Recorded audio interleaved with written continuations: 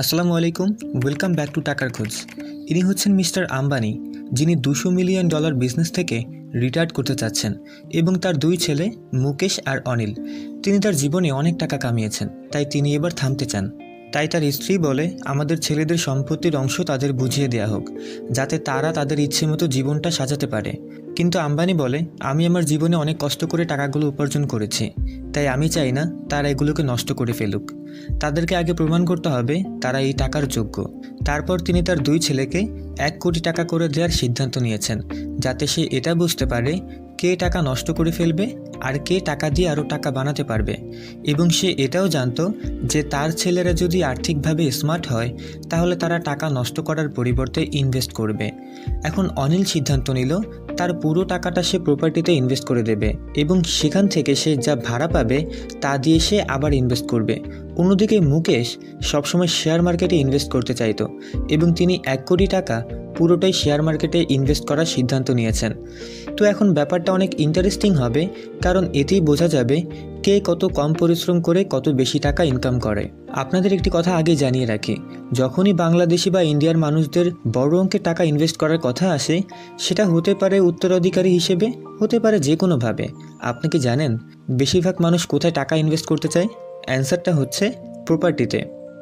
অবশ্যই তার অনেক বড় একটা কারণও আছে। আমরা সবসময় আমাদের বড়দের কাছ থেকে শুনি, সলিম চাচা 20 থেকে 30 বছর আগে 10 লাখ টাকার একটু জমি কিনেছিলেন, আজকে সেটার দাম কোটি টাকা। অন্যদিকে বসে বসে তিনি প্রতি মাসে 30 থেকে 40 হাজার টাকা ভাড়াও পায়। বাংলাদেশ এবং ইন্ডিয়ার মানুষদের ফাইন্যান্সিয়াল ফ্রিডমের ডেফিনেশনটা হচ্ছে বাড়ি থাকবে, গাড়ি থাকবে, জায়গা জমিন সম্পত্তি থাকবে, যেখান থেকে প্রতি মাসে বসে বসেও সে অনেক টাকা আয় করতে পারবে। আর দ্বিতীয়টা হচ্ছে শেয়ার মার্কেটের গ্রাফ যতই উপরের দিকে যাক না কেন, আপনার বাবা মা থেকে শুরু করে আত্মীয় স্বজন কেউই শেয়ার মার্কেটকে অতটা গুরুত্ব দেবে না যতটা গুরুত্ব তারা প্রপার্টিকে দেয়। তো ভাই আপনাদের বলি, আজকের ভিডিওটা খুবই স্পেশাল একটা ভিডিও, যেটা আপনি আপনার বাবা মায়ের সাথে শেয়ার করতে পারেন, যাতে তারা তাদের নিজেদের মাইন্ডসেট বদলাতে পারে। কারণ বেশিরভাগ পিতামাতার সবচেয়ে বড় ফেভারিট ইনভেস্ট হচ্ছে প্রপার্টিতে ইনভেস্ট করা। আর আজকের ভিডিওতে আমি স্টক মার্কেট এবং রিয়েল এস্টেটের কম্প্যারিজন করব। দেখুন, আমরা যেমন প্রপার্টি কিনে সেটা ভাড়া দিয়ে সেখান থেকে টাকা পাই, সেরকম শেয়ার মার্কেট থেকেও আমরা একটা লভ্যাংশ পাই। তাই আমরা একটু বিস্তারিতভাবে বুঝব। কারণ ভাই, আমরা সবাই যত তাড়াতাড়ি সম্ভব টাকার হাত থেকে মুক্তি পেতে চাই আর টেনশন দূর করতে চাই।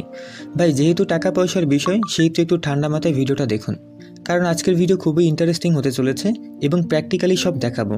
তাই অবশ্যই ভিডিওটা শেষ পর্যন্ত মনোযোগ সহকারে দেখবেন, কারণ আজকের ভিডিওতে আমি আপনাদের এমন কিছু বলবো যা আমাদের স্কুলে কলেজে কোথাও শেখানো হয়নি। তো চলুন শুরু করা যাক।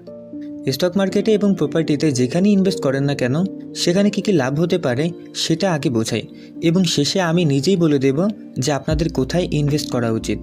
অনিল $1 কোটি প্রপার্টি কিনে, যেখান থেকে সে প্রতি মাসে 25,000 টাকা ভাড়া পায়। এখানে আমি সবার আগে প্রপার্টির অ্যাডভান্টেজগুলো বলবো। প্রপার্টিতে ইনভেস্ট করলে আপনার সাথে সাথেই টাকা আসতে শুরু করবে।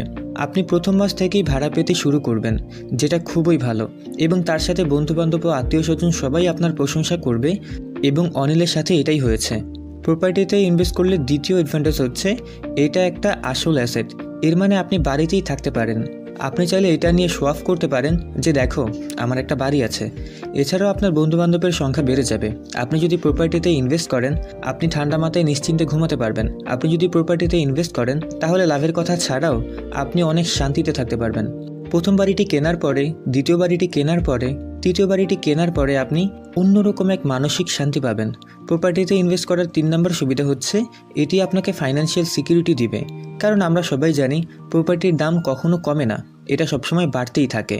আর এখান থেকে যা ভাড়া পাবেন তাতে আপনার জীবনটা খুব ভালো মতোই চলে যাবে। প্রপার্টিতে ইনভেস্ট করার 4 নম্বর বেনিফিট হচ্ছে আপনি এখান থেকে পার্মানেন্ট একটা ভাড়া পাবেন, যেটা স্থিতিশীল, যেটা কখনো কমবে না। পঞ্চম সুবিধা হলো প্রপার্টিতে ইনভেস্ট করে অনেক টাকা আয় করার জন্য আপনাকে উচ্চশিক্ষায় শিক্ষিত হতে হবে না। প্রপার্টিতে ইনভেস্ট করে কোটি কোটি টাকার মালিক হয়েছে, এদের মধ্যে 60% মানুষ অশিক্ষিত। এবং লাস্ট বেনিফিট হচ্ছে, যেটা আমার কাছে সবচেয়ে বেশি ভালো লেগেছে, সেটা হলো একটা প্রপার্টি কেনার পর সেই টাকাটা আপনার লক হয়ে যাবে, সেটা নষ্ট হওয়ার কোনো ভয় নেই। আপনি নিজেই সম্পত্তির মালিক হবেন। যদি কখনও আপনার কোনো ইমার্জেন্সি চলে আসে, যে কোনো সময় আপনি চাইলেই ক্রয় বিক্রয় করতে পারবেন। আর আপনার সম্পত্তি দ্রুত বাড়ুক বা আস্তে বাড়ুক, আপনি লাভবান হবেনই। আমার মনে হয় প্রপার্টিতে ইনভেস্ট করলে কী কী সুবিধা হয় সে সবগুলোই আমি বলতে পেরেছি। যদি এরকম হয় যে আরও কিছু সুবিধা আছে বাট আমি সেগুলো মিস করে ফেলেছি, তাহলে কমেন্ট করে জানান, আমি কমিউনিটি ট্যাবে সবাইকে জানিয়ে দিব। এবারে আমি কথা বলবো মুকেশ আম্বানি, যিনি কিনা স্টক মার্কেট ইনভেস্ট করেছেন। মুকেশ মার্কেট রিসার্চ করে সিদ্ধান্ত নিলেন যে 10টি বিভিন্ন উচ্চমানের কোম্পানিতে 1 কোটি টাকা ইনভেস্ট করে একটা ভালো পোর্টফোলিও বানাবে। কিন্তু আমি আগেই বলেছি, স্টক মার্কেটে ইনভেস্ট করলে মানুষ আপনার কত টাকা আছে সেটা বুঝবে না। আপনি মানুষকে আপনার বাড়ি দেখিয়ে শো অফ করতে পারবেন না, বন্ধুবান্ধবের সামনে অনেক বড় হনু হতে পারবেন না। সেজন্য মুকেশ আম্বানির মা এবং তার বন্ধুবান্ধবও তার প্রশংসা করতো না, কারণ তারাও এটা জানতো না যে স্টক মার্কেট কী থেকে কী করে ফেলতে পারে। ইনভেস্ট করে আপনি বিভিন্ন ধরনের সুবিধা পাবেন, এমন সুবিধা যা অনেক মানুষ কল্পনাও করতে পারে না। তো চলুন এবারে স্টক মার্কেটের ভালো দিকগুলো বলি। প্রথমটা হচ্ছে, আপনি যদি একটি প্রপার্টি কিনতে চান তাহলে আপনাকে 7% স্ট্যাম্প ডিউটি দিতে হবে। এটা এক ধরনের ট্যাক্স। আপনি প্রপার্টি কিনেন বা বিক্রি করেন, এটা আপনাকে দিতে হবেই। তারপর 1% রেজিস্ট্রেশন চার্জ দিতে হবে আর 2% ব্রোকারেজ ফি দিতে হবে। সব কিছু মিলিয়ে 10%। তাই অনিল যে প্রপার্টি কিনলো তার 10% মানে 10 লাখ টাকা নষ্ট হয়ে গেল। তার মানে সব কিছু মিলিয়ে আপনার প্রপার্টির দাম হলো 1,10,00,000 টাকা। এখন অবশ্যই আপনার মনে প্রশ্ন আসতে পারে যে ভাই, তাহলে স্টক মার্কেটের ট্যাক্স কত পার্সেন্ট? উত্তরটা যদি আমি এক কথায় বলি তাহলে 0%। তবে অল্প কিছু ট্যাক্স আছে যেটা এতটাই সামান্য আপনি জানলে অবাক হয়ে যাবেন। আমি আপনাদেরকে একটু ডিটেলসে বলি। আপনি যদি এসটিডি সিকিউরিটি নেন তারপরেও আপনার উপর ব্রোকারেজ চার্জ আসবে মাত্র 0.1%। মানে আপনি বাংলাদেশ, ইন্ডিয়ার যে কোনো প্রকার যে কোনো অ্যাপসের মাধ্যমে ইনভেস্ট করুন না কেন, ব্রোকারেজ চার্জ এর থেকে বেশি হবে না। মানে 10 লাখ টাকার শেয়ার কেনার সময় মাত্র 10,000 টাকা ফি, এবং এটাই সবচেয়ে বড় খরচ। আর ট্রানজ্যাকশন চার্জ হলো 0.00325%। মানে 1 কোটি টাকার শেয়ার কিনলে মাত্র 325 টাকা দিতে হয়। বাংলাদেশের, ইন্ডিয়ার প্রত্যেকটা শেয়ার মার্কেটে এরকম কিছু কিছু ছোট ছোট চার্জ আছে যেগুলো এতটাই ছোট যে আপনি বুঝতেও পারবেন না যে আপনি শেয়ার মার্কেটে চার্জ দিয়েছেন।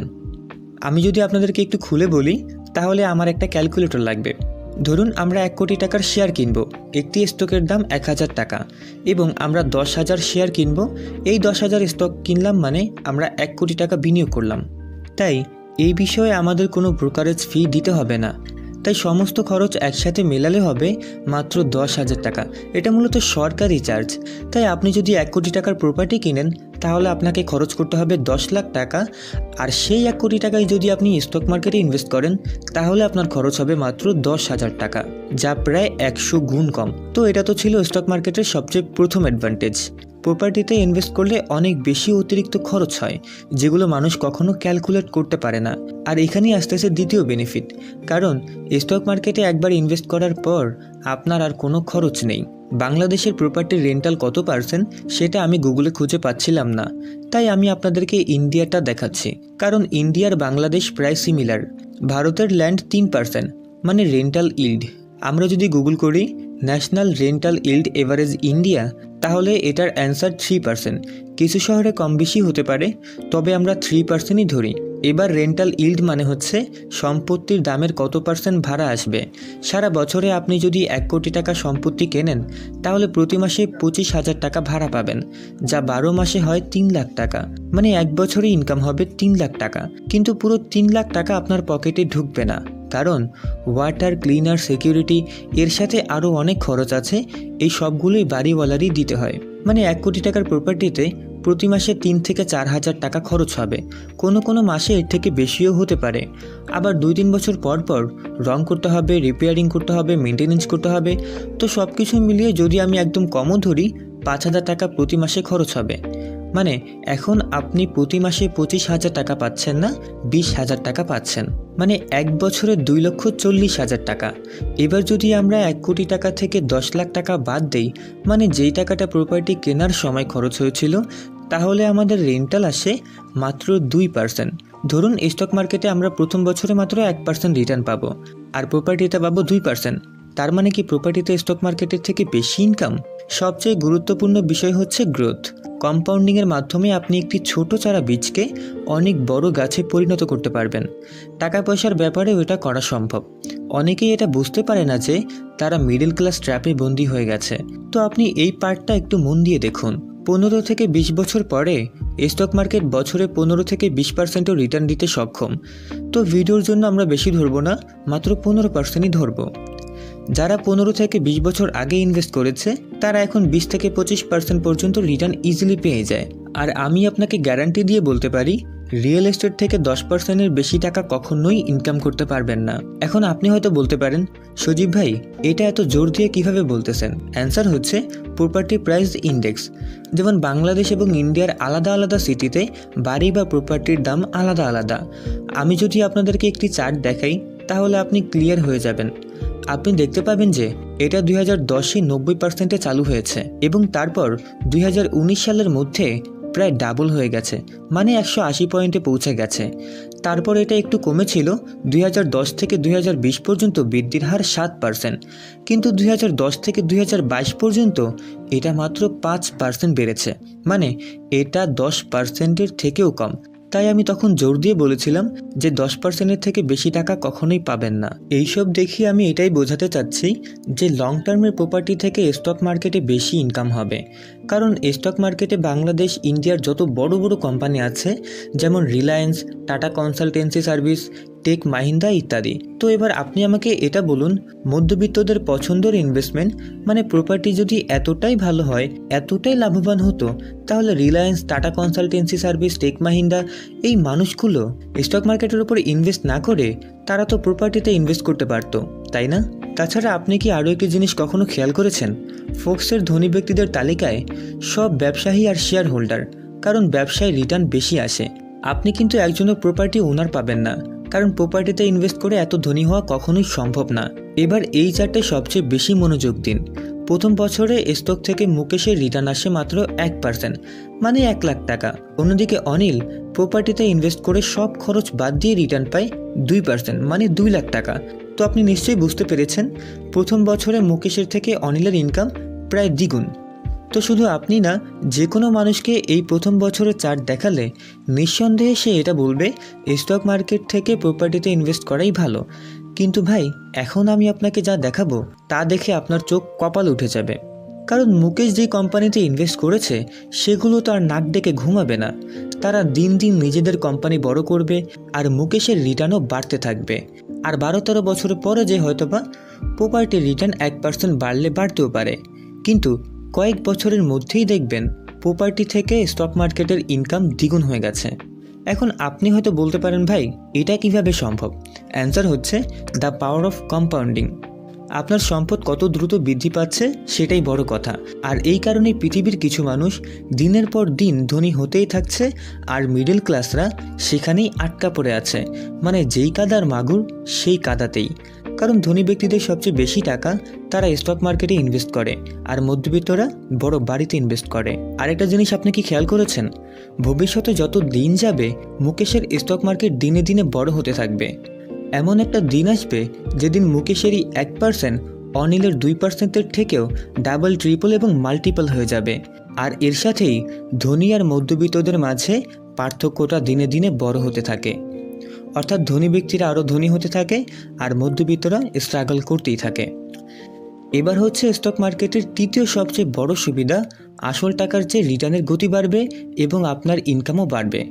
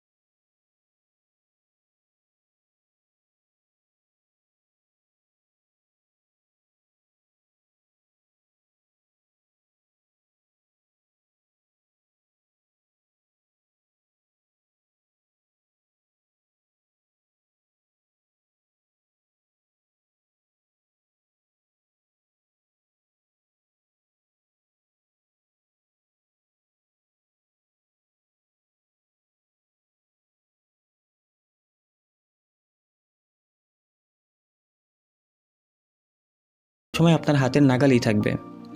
যদি আপনার একটা দুইটা বাড়ি থাকে তাহলে খুব একটা সমস্যা হবে না, কিন্তু আপনার যদি কয়েকটা বাড়ি থাকে আপনার দিনের বেশিরভাগ সময় বাড়ি পরিচালনা করতেই চলে যাবে। পুরো লেনদেন আপনার নিজের পরিচালনা করা লাগবে। আপনি যদি কোথাও গিয়ে আটকে পড়েন তাহলে এই দিকে পুরোপুরি উল্টাপাল্টা হয়ে যাবে।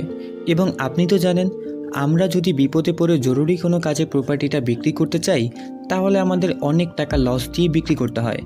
যদি আপনার প্রপার্টির দাম 50 লাখ টাকা হয় তাহলে আপনাকে 5 থেকে 10 লাখ টাকা লস দিয়ে বিক্রি করতে হবে। জরুরি বিক্রি করলে কখনোই আমরা ন্যায্য দাম পাবো না।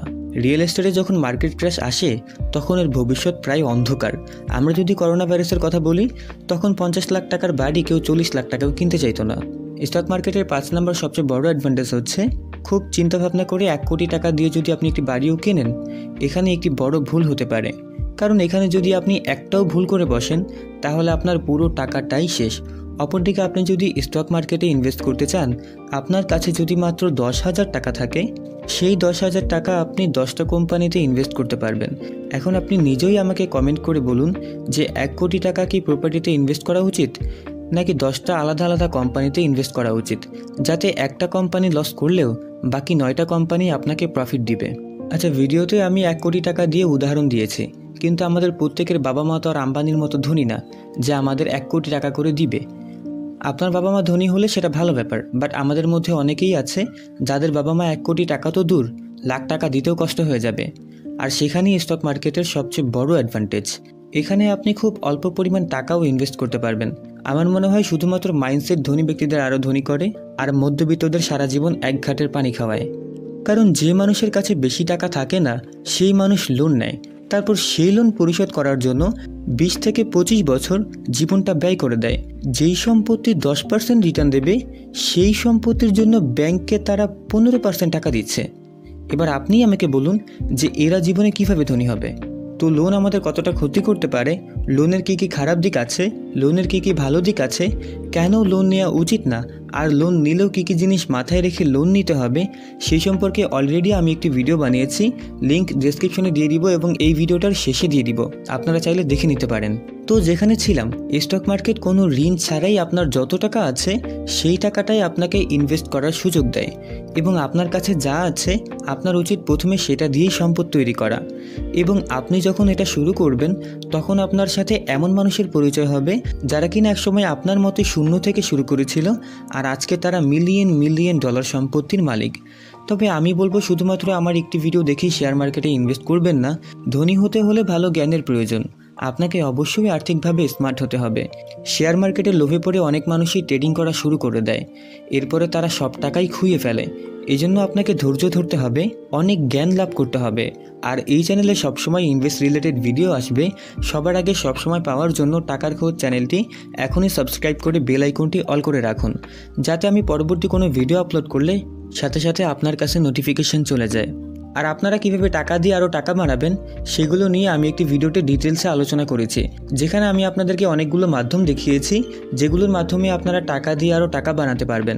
তো সেই ভিডিওটি আমি এই ভিডিওটার স্ক্রিনে দিয়ে দিব, আপনারা চাইলে ক্লিক করে দেখে নিতে পারেন। তো আজকের মতো এখানেই বিদায় নিচ্ছি। আমি সজীব ফ্রম টাকার খোঁজ। কথা হবে পরবর্তী কোনো ভিডিওতে। সে পর্যন্ত ভালো থাকবেন, সুস্থ থাকবেন। আসসালামু আলাইকুম ওয়া রাহমাতুল্লাহি ওয়া বারাকাতুহু।